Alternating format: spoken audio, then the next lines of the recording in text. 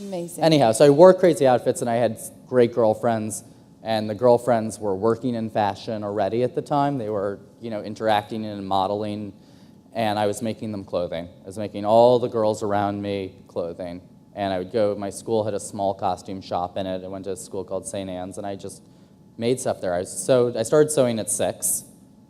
My mom loved craft. She was in the business world, but, her real hands like craft she loves, and that's when it started. And then started interning at the Met, and I interned at a company, Toka.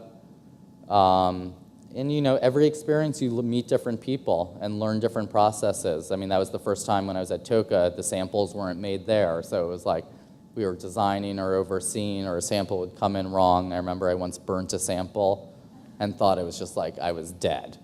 Like they needed those Swarovski crystals, heat transferred through the double cashmere, and I was just like ironing, and then suddenly it was like shh through, and I was mortified.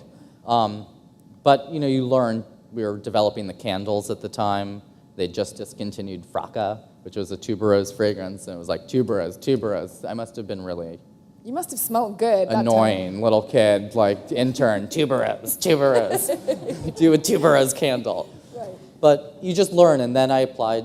I had a crazy decision, because when I went to high school, I became really academic. I was real, questioning, even in very progressive schools growing up, whether my ADD and dyslexia could work.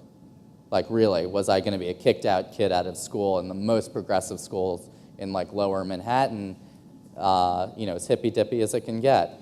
And I got to high school, and I had such amazing teachers, and it made sense. And then it was just, they were so supportive of how I could incorporate what I loved and what I was doing into it, and I had to make a big decision not to go to an academic university or design school, and I applied to St. Martin's, and I got accepted into 2 parts of the school, into the foundation year, or into just go right into the program. And I was 17 at the time, moved to London, skip a year of college. I was there, and I was much younger than everybody, and London was like a big petri dish for me. I could explore and learn it, have all of my aristo fantasies fulfilled, and that, just experience from the rock and roll scene in the UK and the icons of that. And when I was there, I was making clothing.